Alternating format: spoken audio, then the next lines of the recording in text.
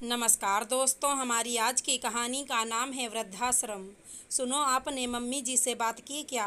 क्या बात करूं और कैसे बात करूं? तुम ही कोई आइडिया दो। अरे इतना क्या सोचना है, सीधे सीधे बोल दो। हम उनके साथ नहीं रह सकते हैं, इसलिए उनको वृद्धाश्रम भेज रहे हैं। अरे ऐसे कैसे सीधे सीधे बोल दूं? पापा की सारी संपत्ति उनके नाम पर है। नाम पर होने से क्या होता है? आखिर कानूनन तो तुम ही हकदार हो उस संपत्ति के। अब इस उम्र में वो क्या करेंगी इतनी दौलत का?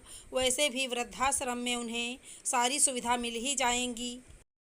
हम कल बात करता हूँ, अब सो जाओ। पानी लेने उठी साधना जी के कानों में जब बेटे बहू की बातचीत पड़ी तो एक बारगी तो उन्हें सदमा लगा। ये वही बेटा है जिसके लिए अपना पूरा जीवन गुजार दिया, बहू को बेटी के बराबर समझा। आज ये लोग मुझे मेरे ही घर से निकालने की बात कर रहे हैं। नहीं, ये तो मैं नहीं होने दूंगी। यह सब मेरे पति की मेहनत की कमाई है। मैं इसे देकर उनकी मेहनत का अपमान नहीं करूंगी। उन्होंने मन ही मन एक फैसला लिया और सुबह का इंतजार करने लगीं। मम्मी, हमें आपसे कुछ बात करनी है। हाँ बेटा, मुझे भी बात करनी है। अरे वकील साहब आइए, सब तैयार है ना? आप ज़रा पढ़कर बताएंगे। इन कागजात के अनुसार आपकी सारी संपत्ति वृद्धाश्रम और अनाथ आश्रम को दान की जाती है, सिवाय एक फ्लैट के। ये सब क्या है मम्मी? वही जो तुम चाहते हो। तुम लोग चाहते थे ना मैं वृद्धाश्रम में रहूं, तो ठीक है मैं रहूंगी। लेकिन मैं जहां रहूंगी और जो लोग मेरा ख्याल रखेंगे, मेरे पति की संपत्ति भी उनके ही कल्याण में काम आएगी। अब से मैं अपनी उम्र के लोगों के साथ अपना शेष जीवन व्यतीत करूंगी। साथ ही साथ अनाथ बच्चों के कल्याण की तरफ ध्यान दूंगी। कम से कम वो लोग मेरे खुद के बेटे से तो अच्छे ही निकलेंगे।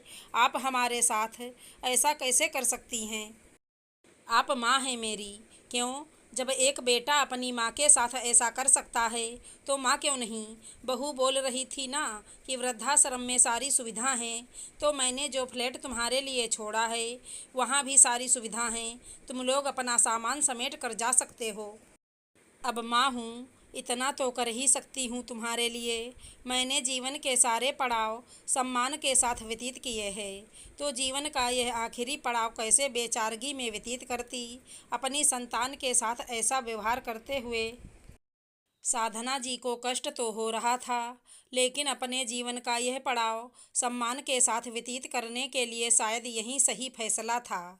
आशा करती हूँ हमारी कहानी अच्छी लगी होगी। धन्यवाद दोस्तों।